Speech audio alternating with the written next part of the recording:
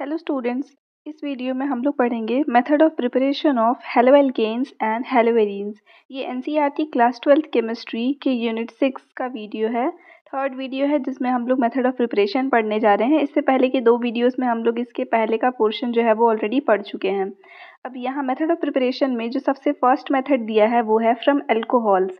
Alcohol से जब भी हेलो एल्केन या हेलोएरीन बनाना हो तब वहाँ पे सिंपली अल्कोहल का जो हाइड्रोक्सिल ग्रुप होता है उसको एलिमिनेट कर दिया जाता है हेलोजन वाले एटम से।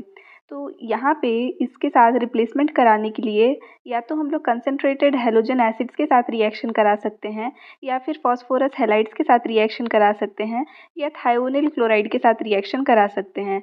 अब इन तीनों रिएक्शन में से जो थायोनिल क्लोराइड के साथ का रिएक्शन है उसको ज़्यादा प्रेफर किया जाता है, क्योंकि थायोनिल क्लोराइड के साथ जब रिएक्शन होता है तो सल्फर डाइऑक्साइड गैस और हाइड्रोजन क्लोराइड गैस दो गैस फॉर्म में, मतलब यहाँ पे जो साइड प्रोडक्ट्स हैं वो बन रहे हैं और गैसेस फेस में होने की वजह से ये दोनों जो है वो एस्केप हो जाते हैं एंड जो हम लोग को एल्किल हैलाइड मिलता है वो एकदम प्योर मिलता है।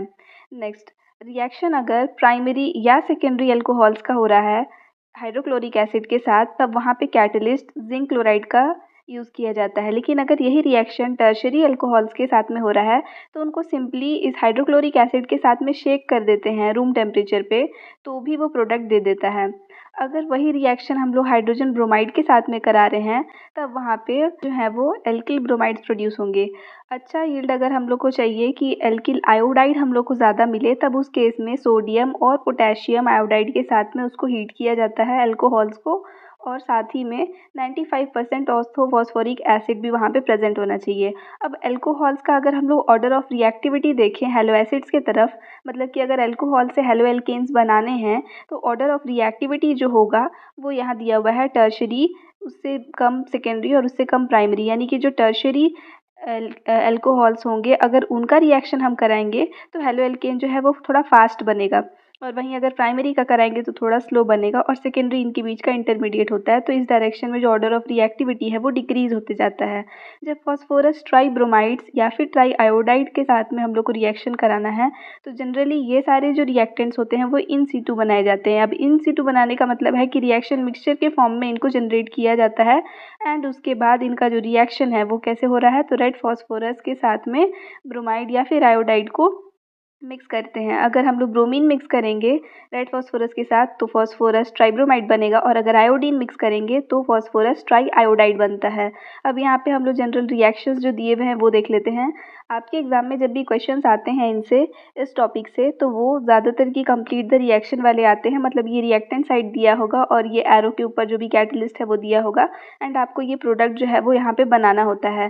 ज़्यादातर की इस फॉर्म में ये क्वेश्चन पूछा जाता है। अब रिएक्शन देख लेते हैं तो यहाँ दिख रहा है आपको सारा जो है वो अल्कोहल के साथ में रिएक्शन करा रहे हैं एंड जो प्रोडक्ट बन रहा है वो एल्किल हैलाइड बन रहा है हर केस में। तो क्योंकि हम लोग यही रिएक्शन पढ़ने आए हैं कि अल्कोहल से एल्किल हैलाइड बनाना है तो वो यहाँ पे दिख रहा है। अब बस क्या चेंज होगा, तो रिएक्टेंट चेंज होगा और कैटलिस्ट चेंज होगा और इसके साथ साथ में साइड प्रोडक्ट चेंज हो जाएगा। तो सब केस में क्या दिख रहा है कि ये जो OH वाला ग्रुप है उसको हम लोग हैलोजन ग्रुप से सब्सटीट्यूट करते जा रहे हैं। ठीक है, सब में वही है। अब बस साइड प्रोडक्ट का रोल आपको देखना है। तो यहाँ पे हम लोग क्या यूज़ किए थे, HCl यूज़ किए हैं। HCl में का Cl जो है वो यहाँ दे दिए तो ऑब्वियसली OH जो था वो इधर आ जाएगा, तो OH और H मिक्स होकर के H2O बनाएगा, तो ये साइड प्रोडक्ट है। नेक्स्ट वाले में हम लोग सेम वैसे ही Br यहाँ दे दिए और OH इधर आ जाएगा, तो साइड प्रोडक्ट के लिए आपके पास बचता है NaOH। लेकिन अगर NaOH डायरेक्टली बना दोगे तो ये H2SO4 का क्या रोल रहा, इसलिए और मिक्स मैच करना पड़ेगा। तो Na के साथ में HSO4 यूज़ किए और OH को बचे हुए H के साथ ऐड किए, तो NaHSO4 और H2O फॉर्म हो रहा है। नेक्स्ट हम लोग देखेंगे जब फॉस्फोरस ट्राईहेलाइड के साथ में रिएक्शन हुआ है तब उस केस में 3 मॉलिक्यूल्स बन जाते हैं एल्किल हैलाइड के। अब बच गया आपके पास में 3 मॉलिक्यूल OH वाले और 3 बच गया आपके पास और एक सिंगल बचा है फॉस्फोरस, तो H3PO3 फॉस्फोरस एसिड यहाँ पे फॉर्म होता है। नेक्स्ट जब हम लोग पेंटाक्लोराइड के साथ में देख रहे हैं फॉस्फोरस पेंटाक्लोराइड, तब उस केस में फॉस्फोरस ऑक्सी ट्राइक्लोराइड बन रहा है एंड साथ में हाइड्रोक्लोरिक एसिड जो है या फिर हाइड्रोजन क्लोराइड जो है वो गैस के फॉर्म में रिलीज हो जा रहा है। और यहाँ पे जब हम लोग रेड फॉस्फोरस के साथ में हीट किए हैं तब वहाँ पे आपको देखो यहाँ पे X2 लिखा है ना, जस्ट यहाँ जो पढ़े थे कि फॉस्फोरस ट्राइब्रोमाइड, तो फास्फोरस का वो कैसे प्रिपेयर कर रहे हैं यहाँ पे कि हम लोग क्या किए थे, रेड फास्फोरस के साथ में ब्रोमीन को रिएक्शन कराए थे, तो वैसा दिया है। और यहाँ रेड फास्फोरस के साथ डायरेक्टली अगर हम लोग कोई भी हैलोजन यूज़ करके हीट करते हैं, तब वहाँ पे जो भी हैलोजन हम लोग यूज़ किए थे वो हैलोजन यहाँ ऐड हो जाता है। और लास्ट रिएक्शन है थायोनिल क्लोराइड के साथ में। सल्फर के लिए थायो वर्ड यूज़ किया जाता है ना, इसलिए यहाँ दिया थायोनिल क्लोराइड। इसका रिएक्शन जब हम लोग करा रहे हैं तो सेम वही क्लोरीन जो है वो यहाँ चला जाएगा, तो एल्किल हैलाइड बना, OH इधर आएगा। अब OH में से O को ये ले लेगा, सल्फर जो है वो ले लेगा। तो सल्फर के साथ ऑलरेडी एक O था, एक और O हम लोग दे दिए, तो SO2 गैस जो है वो एस्केप हो गया। Cl जो है वो एक यूज़ किए थे, दूसरा Cl जो है वो इस H के साथ में बॉन्ड बनाएगा और HCl प्रोड्यूस करेगा। तो इतने सारे ये साइड प्रोडक्ट्स बने हैं, और यही वाला जो है वो बेस्ट मेथड है, क्योंकि ये दोनों क्या था, गैस के फॉर्म में इवॉल्व हो जा रहा था। ये हो गया फ्रॉम अल्कोहल। सब नेक्स्ट आता है फ्रॉम हाइड्रोकार्बन्स। जब हाइड्रोकार्बन से बना रहे हैं तो हाइड्रोकार्बन में फर्स्ट दिया है फ्रॉम एल्केन्स। एल्केन से बनता है फ्री रेडिकल हैलोजिनेशन से। Halogenation means addition of halogen. तो जब हम लोग हैलोजन्स को ऐड कर रहे हैं और फ्री रेडिकल मैकेनिज्म है, दैट मीन्स अब यहाँ पे देख सकते हैं हम लोग, ये हैलोजन दिया हुआ है।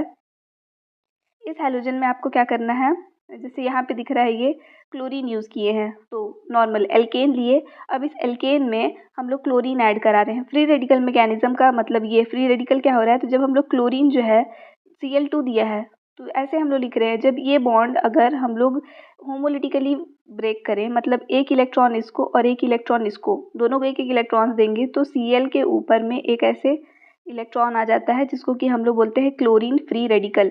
ये क्लोरीन फ्री रेडिकल हम लोग को इसमें ऐड करना है। अब इसमें भी हम लोग को फ्री रेडिकल जनरेट करना पड़ेगा, तो ये वाले CH3 का एक हाइड्रोजन रिमूव करेंगे, और जो यहाँ पे क्या बच जाएगा, अब CH2 बचेगा। इस CH2 के ऊपर एक फ्री रेडिकल रहेगा। अब ये और ये दोनों एक साथ ऐड होंगे और ऐड होकर के ये प्रोडक्ट बनेगा। अब ये भी बन सकता है और ये प्रोडक्ट भी बन सकता है, मतलब ये जो फ्री रेडिकल है वो कहाँ पे, या तो इस पोजीशन पे या इस पोजीशन पे, मतलब फर्स्ट या सेकंड, दोनों में से किसी भी पोजीशन से कर सकते हैं। इस साइड से भी काउंट करोगे तो ये फर्स्ट और ये सेकंड पोजीशन ही है, तो यहाँ पे फर्स्ट और सेकंड दोनों सब्सटीट्यूटेड प्रोडक्ट्स जो है वो बन सकते हैं। नेक्स्ट अब हाइड्रोकार्बन्स की बात कर रहे हैं, तो एल्केन तो हो गया। अब एल्कीन के साथ में रिएक्शन है, तो जब हम लोग एल्कीन के साथ में रिएक्शन करा रहे हैं, तब वहाँ पे दिया है एडिशन ऑफ हाइड्रोजन हेलाइड्स और addition of halogens. Hydrogen halides भी यूज़ कर सकते हैं और हेलोजेंस को डायरेक्टली भी यूज़ कर सकते हैं। तो हाइड्रोजन हेलाइड मतलब HCl, जैसे यहाँ पे यूज़ कर लिए, ठीक है, HX दिया है, तो मान लो अगर वो हाइड्रोजन क्लोराइड है या ब्रोमाइड है या आयोडाइड है, जो भी वाला हैलोजन यहाँ यूज़ कर रहे हैं वही हैलोजन जो है वो यहाँ ऐड हो जाएगा। तो डबल बॉन्ड पे डायरेक्टली एडिशन होता है। इसको हम लोग ब्रेक करेंगे दो पार्ट्स में, तो H जो है वो एक जगह ऐड हो जाएगा और X जो है वो एक जगह पे ऐड हो जाएगा। अभी यहाँ पे फिलहाल ये जो एल्कीन था वो सिमेट्रिकल था, मतलब दोनों साइड से सिंगल सिंगल आपको कार्बन दिख रहा है, उसके साथ में हाइड्रोजन के साथ ही किसी भी एक चीज़ के साथ में मान लो कि वो जो है इसका वैलेंसी को सेटिस्फाई कर रहा है। तो अगर ये सिमेट्रिकल नेचर में है, तब कहीं पे भी हैलोजन और कहीं पे भी हाइड्रोजन ऐड कर सकते हैं, प्रोडक्ट आ जाएगा। लेकिन अब सेम चीज़ अगर अनसिमेट्रिकल हो, तब वहाँ पे मार्कोनिकॉफ्स रूल के अकॉर्डिंग एडिशन होता है।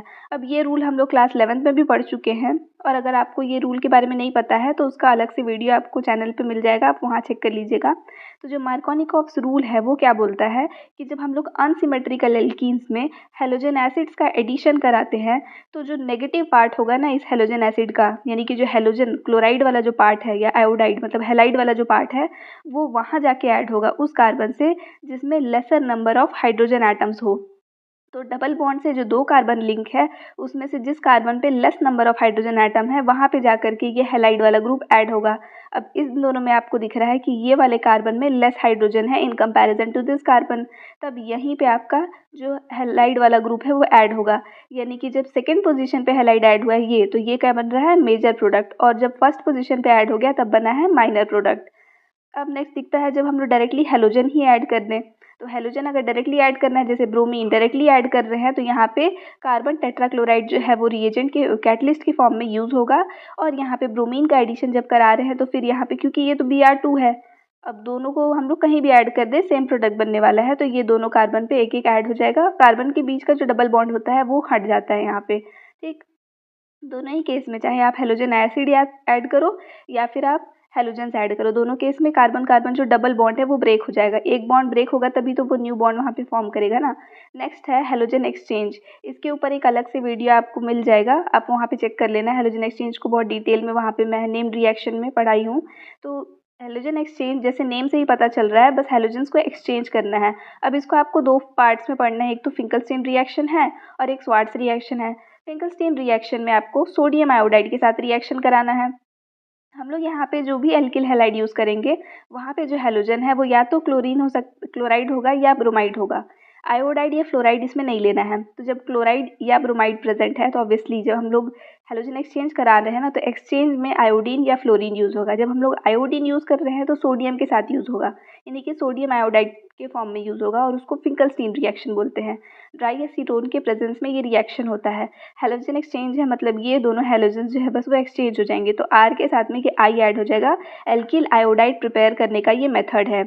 और ऑब्वियसली ये वाला जो हैलोजन है वो यहाँ आया है, तो सोडियम के साथ क्लोराइड या ब्रोमाइड जो है वो फॉर्म होगा। नेक्स्ट इसी में है हैलोजन एक्सचेंज में स्वार्ट्ज रिएक्शन। स्वार्ट्ज रिएक्शन में अब क्योंकि यहाँ पे हम लोग क्या यूज़ कर लिए, क्लोराइड या ब्रोमाइड यूज़ कर ही लिए, और फिंकलस्टीन रिएक्शन में आयोडाइड यूज़ कर लिए हैं, तो यहाँ फ्लोराइड यूज़ होगा। अब ये जो फ्लोराइड है वो कैसे कैसे यूज़ कर सकते हैं, तो हम लोग सिल्वर फ्लोराइड यूज़ कर सकते हैं, या मर्क्यूरी के साथ, या कोबाल्ट के साथ, या एंटीमनी के साथ। किसी के साथ, इन चारों के साथ में ही आप फ्लोराइड यूज़ कर सकते हो। अब यहाँ पे भी सेम वैसे ही हैलोजन बस एक्सचेंज होगा, यानी कि ये एल्किल फ्लोराइड बनाने का एक मेथड है। नेक्स्ट आते हैं प्रिपरेशन ऑफ हेलो एरीन्स में। अब हेलो एरीन्स बनाने के लिए आपको हाइड्रोकार्बन्स में इलेक्ट्रोफिलिक सब्सटीट्यूशन कराना पड़ेगा।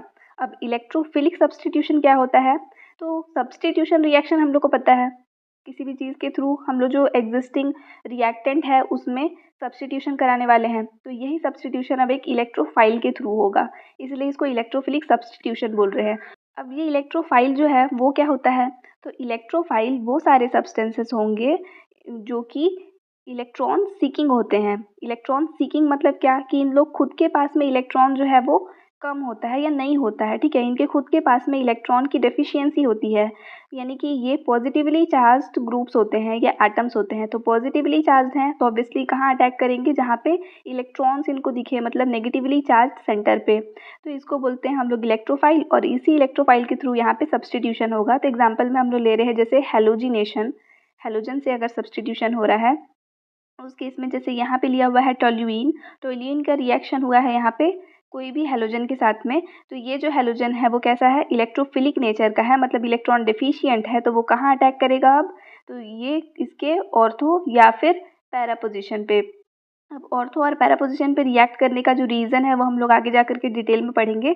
तो फिलहाल आपको बस इतना ही याद करना है कि जो भी हम लोग हैलोजन लिए हैं वो ऑर्थो और पैरा पोजीशन पे अटैक करता है, तो ऑर्थो सब्स्टिट्यूटेड प्रोडक्ट्स भी बनते हैं और पैरा सब्स्टिट्यूटेड प्रोडक्ट्स भी बनते हैं। यहाँ पे दोनों में से पैरा सब्स्टिट्यूटेड जो है वो ज़्यादा अमाउंट में बनेगा क्योंकि वो ज़्यादा स्टेबल होता है सिमेट्रिकल होने के वजह से। नेक्स्ट आते हैं हम लोग सैंडमेयर्स रिएक्शन में। सैंडमेयर रिएक्शन में जो है आपको देखना है एक मेन चीज़, वो है बेंजीन डाइअज़ोनियम हैलाइड। अब ये जो डाइअज़ोनियम हैलाइड है उसका प्रिपरेशन जो है वो सैंडमेयर्स रिएक्शन से पहले होना है, मतलब सैंडमेयर रिएक्शन जो है एक्चुअली में इस बेंजीन डाइअज़ोनियम हैलाइड से नेक्स्ट जो एल्किल या एरिल हैलाइड बनेगा उसका जो रिएक्शन है उसको हम लोग बोल रहे हैं सैंडमेयर रिएक्शन। तो प्रिपरेशन ऑफ बेंजीन डाइअज़ोनियम हैलाइड जो है वो सैंडमेयर रिएक्शन का पार्ट नहीं है, लेकिन ऑब्वियसली सैंडमेयर रिएक्शन में अगर ये रिएजेंट के फॉर्म में यूज़ हो रहा है तो पहले इसको प्रिपेयर करना पड़ता है।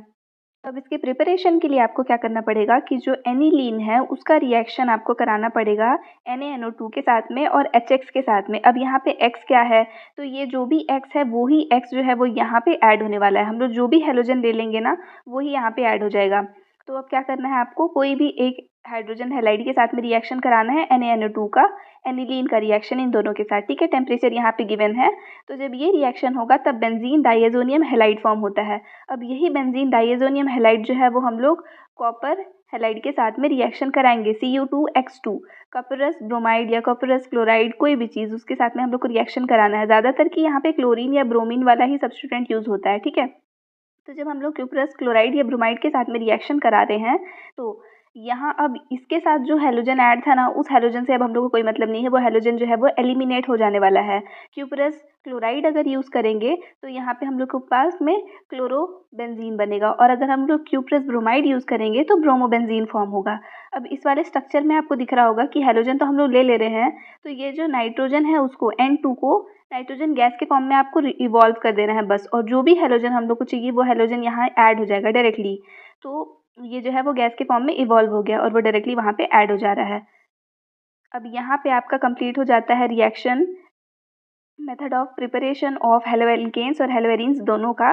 एक और जैसे यहाँ दिया है सोडियम आयोडाइड के साथ में सेम रिएक्शन है, मतलब यहाँ पे हम लोग देखे थे कि क्लोराइड या ब्रोमाइड के साथ रिएक्शन करा सकते हैं ना, मतलब क्लोरो या ब्रोमोबेंजीन ही बना सकते हैं। तो अगर आयोडोबेंजीन बनाना होगा तो KI के साथ रिएक्शन हो जाएगा, सेम यही सोडियम डाइअज़ोनियम हैलाइड का। तो यहाँ तक कंप्लीट हो गया। अब method of preparation, next video में हम लोग इसके फिजिकल प्रॉपर्टीज़ को पढ़ेंगे। Thanks for watching.